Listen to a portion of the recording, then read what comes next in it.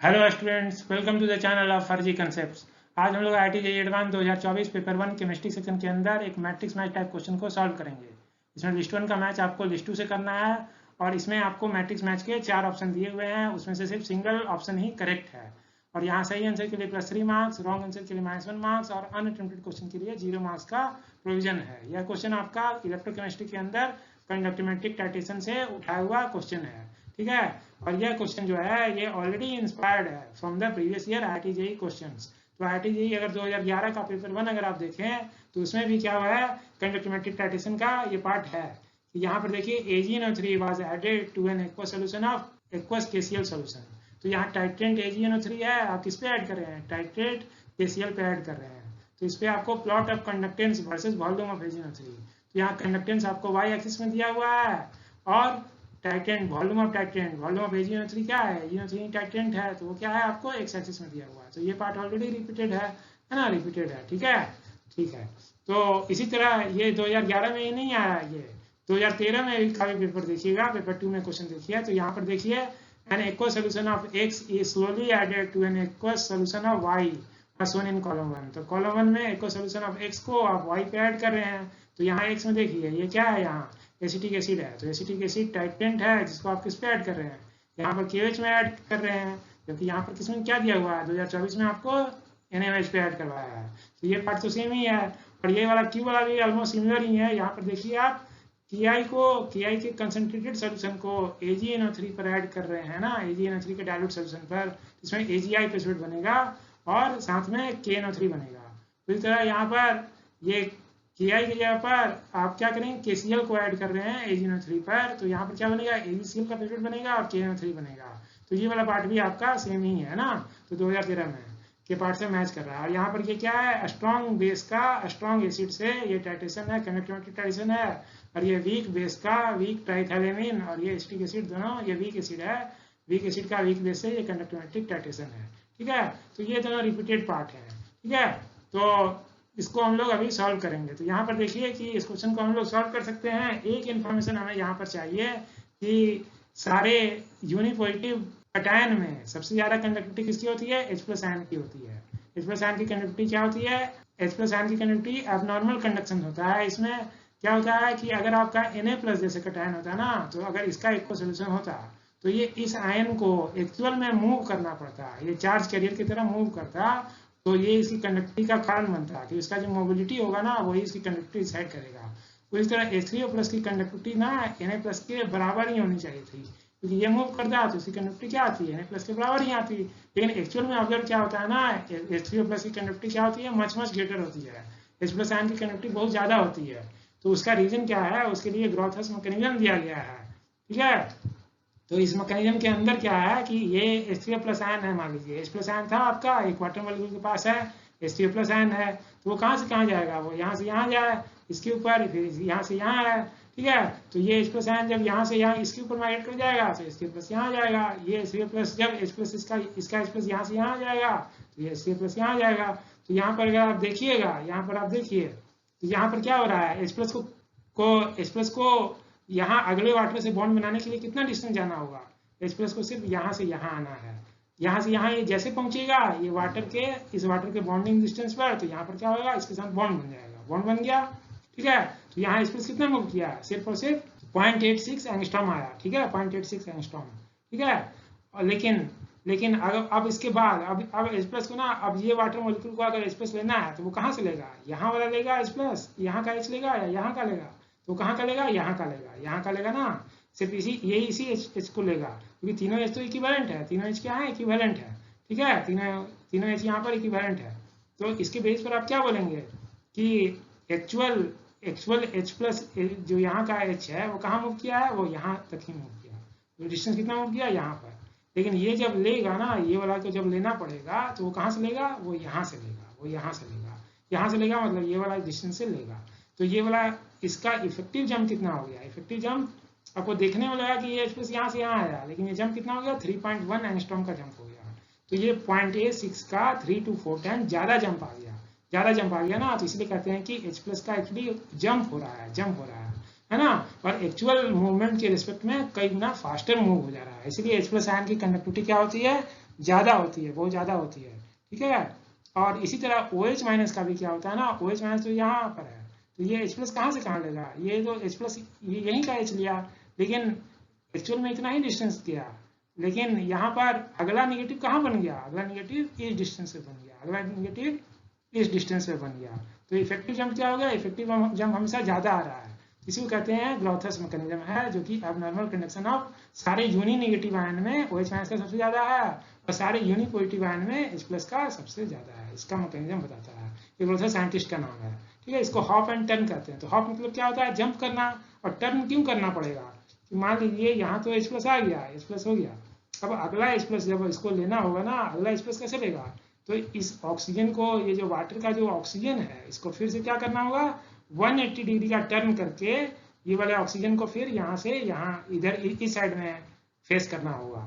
ये ऑक्सीजन कब होगा, ये ऑक्सीजन अपोजिट साइड में फेस करेगा तब ना होगा, इसलिए इसको टर्न करना पड़ेगा, इसलिए कहते हैं इसे हॉप एंड टर्न मैकेनिज्म कहते हैं, ठीक है। तो इसी के बेसिस पर जो हमारा जो H प्लस का कंडक्टिविटी कितना है, 35 है, जबकि दूसरे यूनि पॉजिटिव का कितना है, यूनि पॉजिटिव का, सारे यूनि पॉजिटिव का ये 6 था, 6.2, 7.4, 5, तो ये बोले कि 6 to 7 टाइम्स ये ज़्यादा है, इसमें से क्या है, बहुत ही ज़्यादा है। और ये यूनि नेगेटिव था, यूनि नेगेटिव में सबसे ज़्यादा किसका है, ये तो 7.2, 7.6, जबकि ये OH माइनस का, सारे यूनि नेगेटिव में सबसे ज़्यादा नेगेटिव, सबसे ज़्यादा किसका है, ये OH माइनस का ही है। ये स्टेट का भी क्या है, कम ही है ना, कम ही है, ठीक है। और यहाँ जो सल्फेट है ना, सल्फेट में क्या है, 2 माइनस है, 2 माइनस है, तो 2 माइनस होगा तो क्या होगा, ज़्यादा चार्ज कैरी करेगा, तो ज़्यादा करंट कैरी करेगा, उसके बावजूद ये OH माइनस से क्या है, कम है, इसका वैल्यू क्या आ रहा है, कम आ रहा है, ठीक है, ठीक है। और यहाँ पर एक और चीज़ हम लोग ध्यान रखेंगे कि H प्लस और OH माइनस में किसका ज़्यादा है, H प्लस का कंडक्टिविटी क्या है, ज़्यादा है देन OH माइनस, ठीक है। तो ये पार्ट हमें ध्यान रखना है, ठीक है। अब हम लोग इस क्वेश्चन को स्टेप बाय स्टेप सॉल्व करने के लिए रेडी हैं, ठीक है। तो अगर हम लोग इस क्वेश्चन को रीड करें अगर, तो ये कह रहा है कि in conductometric titration a small volume of titrant of higher concentration, जो टाइट्रेंट है जिसका हायर कंसंट्रेशन है, is added step wise to a larger volume of titrate of much lower concentration. तो यहाँ पर जो टाइट्रेंट जो हायर कंसंट्रेशन का है, उसको आप टाइट्रेट के ऊपर जिसका लार्जर वॉल्यूम है और साथ साथ लोअर कंसंट्रेशन है, उस पर आप ऐड कर रहे हैं, and the conductance is measured after each addition. तो कंडक्टेंस उसके बाद मेजर कर रहे हैं। तो इसको अगर हम लोग डायग्राम के थ्रू देखें, तो यहाँ पर क्या है, आपका टाइट्रेंट जो है वो कंसंट्रेट सॉल्यूशन है, जिसको आप ब्यूरेट में रखे हैं, और उसको आप ड्रॉप वाइज स्लोली ऐड कर रहे हैं over the titrate which is of larger volume as well as dilute solution, ठीक है। और इसकी कंडक्टिविटी को आप मेजर कर रहे हैं, ठीक है। तो कह रहा है small volume of titrant of higher concentration, titrant किसका है, higher concentration, added step wise to a larger volume of titrate of much lower concentration. Titrate क्या है, लार्जर वॉल्यूम है लेकिन लोअर कंसंट्रेशन है, डाइल्यूट सॉल्यूशन है, तो उसका कंडक्टेंस इज मेजर्ड। इसका हम लोग कंडक्टेंस कंडक्टिविटी मीटर से आप कंडक्टिविटी सेल लगाकर क्या करेंगे, इसकी कंडक्टिविटी को मेजर कर लेंगे, ठीक है। तो यहाँ पर हम लोग कंडक्टिविटी इसकी मेजर कर लेंगे, और उस कंडक्टिविटी के वैल्यू से हम लोग क्या करेंगे, इसका कंडक्टेंस निकालेंगे। कंडक्टेंस क्या होता है, 1 बाई रेजिस्टेंस, तो रेजिस्टेंस को क्या लिखते हैं, रो L बाई ए। तो ये क्या हो जाएगा, ये 1 बाई रो को क्या बोलेंगे, कंडक्टिविटी बोलेंगे, तो conductivity divide by cell constant. Cell constant क्या है, ये आपका L बाई ए है, ये L बाई ए है, ठीक है। तो इसके बेस पर हम लोग कंडक्टेंस निकालेंगे, क्योंकि कंडक्टेंस का ही हमें वाई एक्सिस में ये रखना है और ये ग्राफ प्लॉट करना है, ठीक है। इसमें एक और चीज हम लोग ध्यान रखेंगे कि यहाँ पर क्या है, टाइट्रेंट क्या है, कंसंट्रेटेड सॉल्यूशन है, ठीक है। तो ये आप बहुत ही हाई कंसंट्रेशन में ऐड कर रहे हैं, तो केमिकल रिएक्शन के लिए क्या चाहिए, इसका बहुत ही लेस वॉल्यूम चाहिए होगा, लेस वॉल्यूम, क्योंकि ये कंसंट्रेशन हाई है, कंसंट्रेशन क्या है, हाई है, तो ये आपका वॉल्यूम क्या होगा, कोई चेंज नहीं होगा, इसलिए होगा टाइट्रेंट क्या है, वो कंसंट्रेटेड सॉल्यूशन है, therefore effect of volume change और डाइल्यूशन ऑन द कंडक्टिविटी और conductance measurement can be neglected. तो आप जो इसका कंडक्टिविटी मेजर कर रहे हैं, उसी कंडक्टिविटी पर इसके वॉल्यूम के ऐड करने का कोई फर्क नहीं पड़ेगा, तो वॉल्यूम का पार्ट नहीं है, तो डाइल्यूशन का पार्ट यहाँ पर नहीं है, देयरफॉर चेंज इन कंडक्टेंस, तो इसकी कंडक्टिविटी में जो भी चेंज आएगा इसको ऐड करने पर, वो चेंज वॉल्यूम चेंज के कारण नहीं आएगा। वो कैसे आएगा, वो क्यों आएगा, only due to nature of ions after chemical reaction. तो केमिकल रिएक्शन होगा तो टाइट्रेंट को टाइट्रेट पे ऐड करने पर जो केमिकल रिएक्शन होगा, उस केमिकल रिएक्शन में जो आयन बनेंगे, नए आयन्स, तो उसके कारण ही कंडक्टिविटी में चेंज आएगा, ना कि उसके वॉल्यूम में चेंज आने के कारण आएगा, ठीक है, ठीक है। तो एक बार ये जो आपकी जो कंडक्टिविटी है वो किन दो वैल्यू पर डिपेंड करती है, तो कंडक्टिविटी क्या है, वो मोलर कंडक्टेंस ऑफ आयन पे डिपेंड करती है और कंसंट्रेशन पे डिपेंड करती है। जब हम लोग कंसंट्रेशन को मोल पर लीटर में मेजर करते हैं तो ये फॉर्मूला यूज करते हैं। जब आप कंसंट्रेशन को मोल पर मीटर क्यूब में मेजर कीजिएगा, जो हम लोग नहीं करते हैं, जो ऐसा यूनिट होता है तो यहाँ पर 1000 यूनिट 1000 से मल्टीप्लाई करने की जरूरत नहीं थी, जबकि आप जब मोल पर लीटर लेंगे ना तो यहाँ पर आपको 1000 से मल्टीप्लाई करना पड़ेगा। ठीक है, ठीक है। तो यहाँ तक का पार्ट हम लोग ये समझ गए हैं। अब हम लोग क्या करेंगे, अब हम लोग आइए अब हम लोग अपने ऑप्शन नंबर पी पे चलते हैं। तो ऑप्शन नंबर 3 में देखिएगा कि यहाँ टाइटेंट क्या है आपका AgNO3 है, जो कि कंसंट्रेटेड सॉल्यूशन है, और टाइटेट क्या रहेगा, KCl रहेगा। टाइटेट KCl रहेगा जो कि एक डाइल्यूट सॉल्यूशन रहेगा। तो इसमें आपका केमिकल रिएक्शन क्या हो जाएगा, केमिकल रिएक्शन क्या होगा कि KCl प्लस AgNO3, जब आप ऐड करेंगे इस पे AgNO3 क्या बनेगा, AgCl का व्हाइट प्रेसिपिटेट बनेगा जो कि इनसॉल्युबल सॉलिड है, जिसके कारण कोई भी कंडक्टिविटी नहीं आएगी, और KNO3 बनेगा जो कि सॉल्युबल रहेगा और इसके कारण कंडक्टिविटी आएगी। तो जब तक ये रिएक्शन चलता रहेगा तो रिएक्शन के दौरान क्या होगा, KCl आपका स्टार्ट में था, इसी की कंडक्टिविटी आप मेजर कर रहे हैं, तो इसमें कंडक्टिविटी किसी कारण आएगी, K+ आयन के कारण और Cl- के कारण। तो K+ की मोलर कंडक्टिविटी का जो वैल्यू है एट इनफाइनाइट डायल्यूशन 7.4 है, और Cl- कितना है, 7.6 है। तो इन दोनों को अगर आप ऐड करें तो कितना आएगा, 50 मिली साइमन मीटर स्क्वायर पर मोल आ जाएगा। ठीक है, ठीक है। और यहाँ पर जब तक आप ऐड करते रहिएगा तब के कारण ये तो पूरा का पूरा कंज्यूम होता रहेगा, पूरा रिएक्शन में ये कंज्यूम हो जाएगा। ठीक है, और इसे बनेगा क्या, AgCl बनेगा जो कि इनसॉल्युबल है, जिसके कारण कंडक्टिविटी कोई आएगी नहीं, क्योंकि ये सॉल्युबल आयन देगा ही नहीं। और अगली कंडक्टिविटी किसी कारण आएगी, KNO3 के कारण आएगी। तो KNO3 के कारण कंडक्टिविटी अगर हम निकालें तो K+ और NO3-, K+ का 7.4 है और NO3- का 7.2 है, तो दोनों को ऐड करें तो कितना हो जाएगा, 14.6 हो जाएगा। ठीक है, तो हम लोग क्या देखें कि यहाँ जो आपका जो ये जो KCl आयन था ना, इसके अंदर टाइटेट के अंदर KCl आयन था, वो किससे रिप्लेस हो गया, वो आपका नेट क्या हो गया, KNO3 सॉल्युबल आयन से रिप्लेस हो गया। तो यहाँ K+ तो दोनों में कॉमन है, K+ क्या है, दोनों में कॉमन है। ठीक है, तो Cl- किससे रिप्लेस हो रहा है, NO3- से। तो Cl- किससे रिप्लेस हो रहा है, Cl- is getting replace with NO3-। तो Cl- क्या है, एक हायर कंडक्टिविटी वाला वैल्यू कंज्यूम हो रहा है, और लोअर उससे थोड़ा मार्जिनली लोअर वैल्यू वाला 7.2 वाला वो बन रहा है। इसके कारण कंडक्टिविटी में क्या आएगा, मार्जिनल चेंज आएगा। तो 15 से कितना हो जाएगा, घटकर वो 14.6 हो गया, तो मार्जिनल डिक्रीज हुआ। तो मार्जिनल डिक्रीज आपको कहाँ दिख रहा है, और कंटिन्यूस मार्जिनल डिक्रीज चाहिए। तो यहाँ पर हमें ऑप्शन नंबर 3 में देखिए, ऑप्शन नंबर 3 में मार्जिनल डिक्रीज दिख रहा है। यहाँ पर क्या हो रहा है ना, 1 में देखिए यहाँ मार्जिनल डिक्रीज हुआ, फिर इंक्रीज करने लगा, तो ये वाला नहीं होगा। ठीक है, और यहाँ पर क्या है, यहाँ पर तो लार्ज डिक्रीज है, तो ये भी नहीं होगा, और यहाँ पर भी लार्ज डिक्रीज है, तो ये भी नहीं होगा। तो हमें मार्जिनल डिक्रीज चाहिए। ठीक है, तो हम लोग 3 की तरफ जा रहे हैं। अब इसके बाद क्या देखिए, इसी में अगर हम लोग एंड पॉइंट जब रीच हो जाएगा, जब ये रिएक्शन कंप्लीट हो जाएगा और आप AgNO3 एक्स्ट्रा डाल दिए further addition of titrant after the end point, तो उसके बाद क्या होगा कि एंड पॉइंट तक तो बना हुआ कंपोजिशन रहेगा ही, साथ में आपका जो आप टाइटेंट के आयन जो आएंगे ना, एडिशनल आयन जो कंसंट्रेटेड सॉल्यूशन है, तो उसके कारण भी कंडक्टिविटी आपको मिलेगी। ठीक है, तो उसके कारण उसके AgNO3 ऐड होने के कारण क्या होगा कि अब यहाँ पर कंडक्टिविटी आपको बढ़ जाएगा। ठीक है, अब बढ़ना शुरू हो जाएगा। इसलिए ऑप्शन नंबर 3 यहाँ पर क्या हो जाएगा, आपका आंसर हो जाएगा। ऑप्शन नंबर 3 यहाँ पर आंसर हो गया। ठीक है, तो इस पार्ट को तो हम लोगों ने सॉल्व कर लिया, और यही पार्ट कहाँ पर आया था आपका, जेई 2011 में पूछा था। तो इसमें AgNO3 was added to an aqueous KCl solution. तो AgNO3 को ऐड कर रहे हैं किस पर, KCl सॉल्यूशन पर। AgNO3 को ऐड कर रहे हैं आप, KCl में ऐड कर रहे हैं। ठीक है, तो इसके ऊपर कंडक्टेंस वर्सेस AgNO3 का प्लॉट पूछा था। तो अगर हमें डाटा नहीं दिया जाता ना, तो हम लोग मानते हैं कि यहाँ KCl से क्या बन रहा है, KNO3 बन रहा है। तो यहाँ पर कटायन तो सेम है, कटायन आपका K+ ही है, लेकिन अनायन क्या है, Cl- की जगह पर क्या आ गया, NO3- आ गया।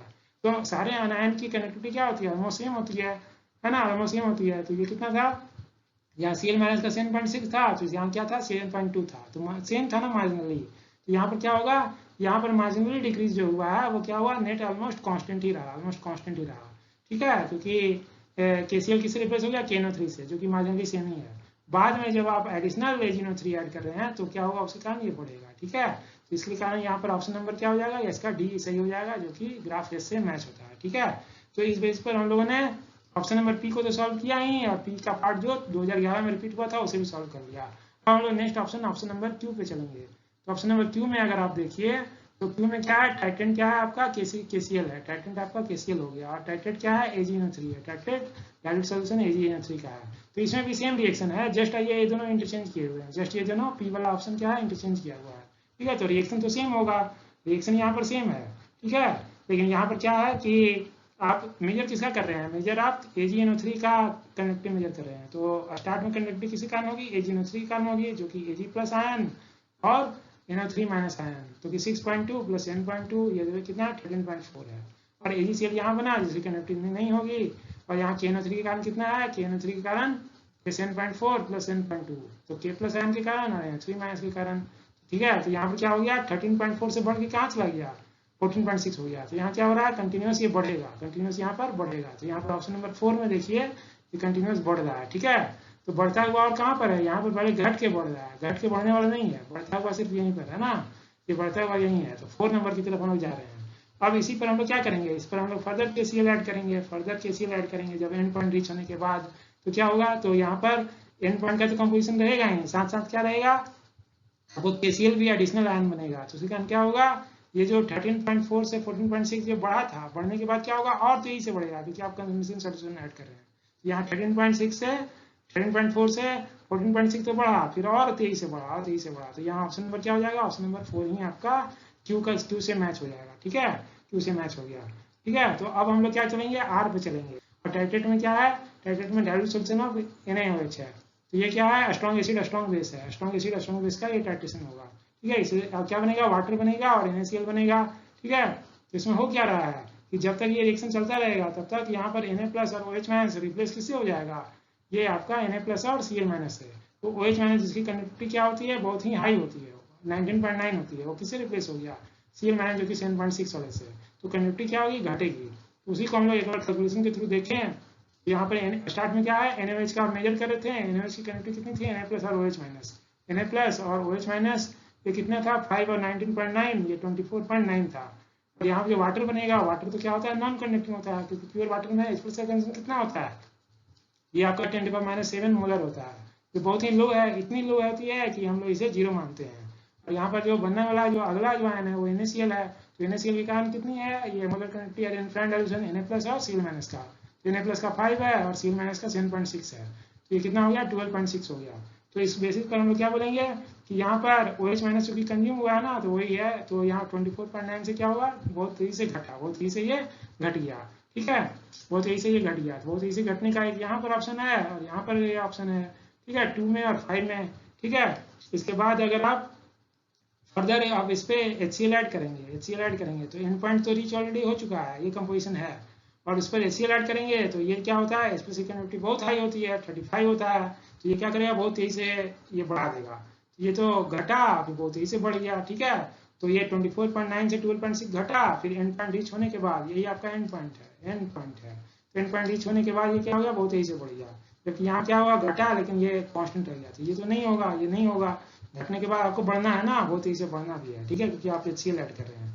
ठीक है, तो इसके बेस पे क्या हो जाएगा, R का जो मैच हो जाएगा, R का मैच किससे हो जाएगा, 2 से हो जाएगा। ठीक है, तो ये पार्ट भी हम लोगों ने ये सॉल्व कर लिया। ठीक है, अब हम लोग अपने लास्ट जो पार्ट है वो S पर आते हैं। तो S में क्या है, टाइट्रेट क्या है, concentrated solution of acetic acid दिया हुआ है जो वीक एसिड है, और ये आपको टाइट्रेट क्या है, NaOH है, जो कि स्ट्रॉन्ग बेस है।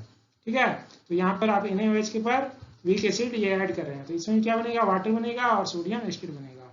ठीक है, तो इसमें क्या हो रहा है, स्टार्ट में आपका NaOH था, NaOH की कंडक्टिविटी आप मेजर कर रहे हैं। तो NaOH का क्या होगा, कंडक्टिविटी का वैल्यू देखिए, NaOH का निकालेंगे Na प्लस और OH माइनस। तो Na प्लस का कंडक्टिविटी का वैल्यू 5 है और OH माइनस का 19.9 है। तो 24.9 प्रीवियस केस के जैसा है। और इसमें बनने वाला क्या है, जब तक रिएक्शन चलता रहेगा तो वाटर बनेगा। तो वाटर की कंडक्टिविटी तो होती नहीं है, क्योंकि वाटर नॉन कंडक्टिंग है, 10⁻⁷ मोलर H+ आयन देता है और OH माइनस देता है, बहुत लो कंडक्टिविटी वाले हैं। ठीक है, और इसमें क्या बना, एसिटेट आयन बना, सोडियम एसिटेट। तो सोडियम आयन का कंडक्टिविटी और एसिटेट आयन का, तो सोडियम आयन का कितना है, 5 है, सोडियम आयन का 5 है और एसिटेट का कितना है, 4.1 है, 4.1 है। ठीक है, 4.1 है। तो ये दोनों का सम कितना आ गया, 9.1 आ गया, 9.1 आ गया। तो क्या है, 24.9 से ये घटकर कितना हो गया, 9.1 आ गया। तो बहुत तेजी से घटा, बहुत तेजी से घटा। ठीक है, लेकिन एंड पॉइंट रीच करने के बाद आप ये एसिटिक एसिड और डाल रहे हैं। तो एसिटिक एसिड क्या है, एक वीक एसिड है। तो ये तो एंड पॉइंट का कंपोजिशन यही था, और एसिटिक एसिड क्या है, वीक एसिड है। तो वीक एसिड क्या होता है, वीक एसिड के जानते हैं, इसका Ka का वैल्यू क्या होता है, 1.8 × 10⁻⁵ होता है। तो ये वीक एसिड का कितना डिसोसिएशन हम लोग मानते हैं, इसमें तो मानते हैं कि ये मैक्सिमम 5% से ज़्यादा डिसोसिएट होता ही नहीं है। और इवन आप निकालेंगे ना इसका, तो H+ concentration into acetate ion का concentration OAC minus acetate ion concentration divide by acetic acid जो बचा हुआ है, ठीक है। तो इसको तो नेगलेक्ट कर देते हैं, तो ये अगर ये हम लोग 1 माइनस एक्स माने और ये x लिखे हैं, ये भी x लिखे हैं, ठीक है। तो इसको कितना अप्रोक्सीमेट करते हैं, ये x स्क्वायर अपॉन 1 लिख देते हैं, क्योंकि 1 माइनस एक्स को अप्रोक्सीमेटली 1 ही मानते हैं। तो x स्क्वायर इसको तो ये है, तो अगर स्क्वायर रूट लीजिएगा तो ये वैल्यू कितना आएगा, ये मिली में आएगा ना, मिली में। तो 1 मोल लीजिएगा तो 1 मोल से कितना आएगा, ये मिली मोल बनेगा। तो इतना कम कंडक्टिविटी है ना कि इसके कारण कोई चेंज ही नहीं आएगा। तो आपका 24.9 से आपका क्या होगा ना, ये 24.9 से ये कितना हुआ 9.1, बहुत तेजी से तो डिक्रीज किया, बहुत तेजी से तो डिक्रीज किया, लेकिन बाद में क्या हो गया, ये एडिशनल जो अनडिसोसिएटेड मॉलिक्यूल जो कि बहुत ही वीक एसिड होने के कारण क्या हो गया, तेजी से घटने के बाद ये कांस्टेंट रह जाएगा, क्योंकि ये तो डिसोसिएट ही नहीं होगा, बहुत कम डिसोसिएट होता है, वीक एसिड है, ठीक है। इसलिए ये हमारा इसका मैच क्या हो जाएगा, इसका मैच 5 से हो जाएगा, ठीक है, ठीक है। तो अब हम लोग क्या करेंगे ना कि अब हमारा जो जेईई एडवांस 2013 में जो पेपर आया था क्वेश्चन, तो यहाँ पर क्या हो जाएगा, आप एसिटिक एसिड को ही ऐड कर रहे हैं, आप किस पे ऐड कर रहे हैं, KOH पर। तो एसिटिक एसिड को NaOH पर ये ऐड कर रहे हैं, ठीक है। तो यहाँ पर इसी S से मैच होगा, तो इसका क्या आया था 5 आया था, तो क्या होगा कंडक्टिविटी यहाँ पर पहले घट रहा है, फिर बाद में कांस्टेंट हो जा रहा है।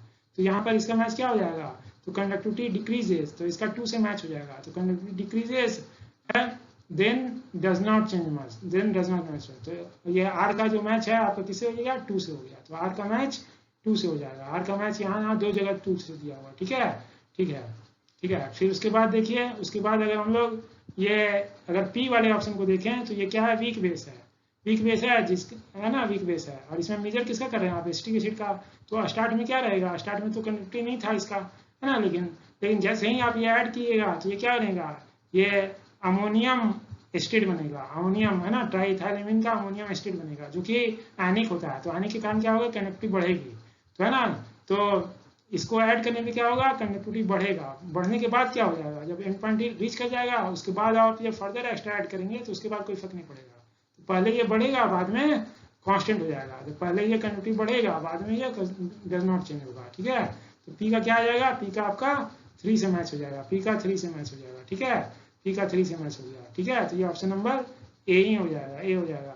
फिर उसके बाद देख लीजिए ये वाला, देख लीजिए ये Q का देखिएगा, तो Q कैसा है, आप Ki को ऐड करें AgNO3 में, तो यहाँ पर KCl को जैसा ही है, KCl को AgNO3 में ऐड कर रहे हैं, ठीक है। तो ये कैसा था ग्राफ था इसका, है ना, ये आप है ना, तो इसका ग्राफ कैसा था, ये वाला क्या था, ये ऐसा ज़्यादा दिखा हुआ है। एक्चुअली हम लोग मानेंगे कि बहुत ही मार्जिनली है, ये मार्जिनली ये ऑलमोस्ट कांस्टेंट ही रहता है और ये बाद में बढ़ता है। क्यों कांस्टेंट रहता है ना, क्योंकि यहाँ पर क्या बनेगा, यहाँ पर अगर आप देखिएगा तो यहाँ पर क्या बनेगा, आपका AgI का प्रेसिपिटेट बन जाएगा, और क्या बनेगा, KNO3 बनेगा, KNO3, और KNO3 की मतलब यहाँ पर नेट जो है आपका AgNO3 जो है वो रिप्लेस हो रहा है, क्या हो रहा है, KNO3 से, ठीक है। और K प्लस और Ag प्लस का दोनों का पास पास ही है कंडक्टिविटी, और NO3 माइनस तो सेम ही है।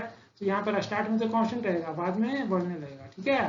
तो स्टार्ट में कांस्टेंट रहेगा, है ना, बाद में बढ़ेगा। तो ये इसका Q का मैच किससे हो जाएगा, 4 से हो जाएगा, Q का मैच 4 से हो जाएगा, Q का मैच 4 से हो जाएगा।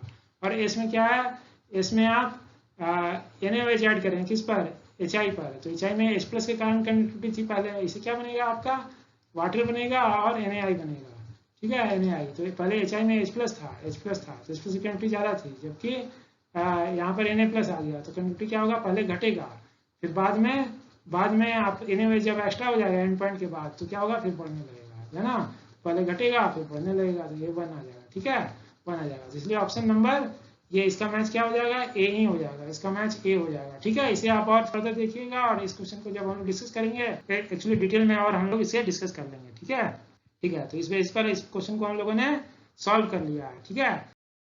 तो क्वेश्चन में यहाँ पर हमें जो ऑप्शन दिया हुआ है इसका मैच क्या हो जाएगा, P का 3 है, 3 4 2 5, तो 3 4 2 5 ये ऑप्शन नंबर C से मैच हो जाता है, C से ये इसका मैच हो जाएगा।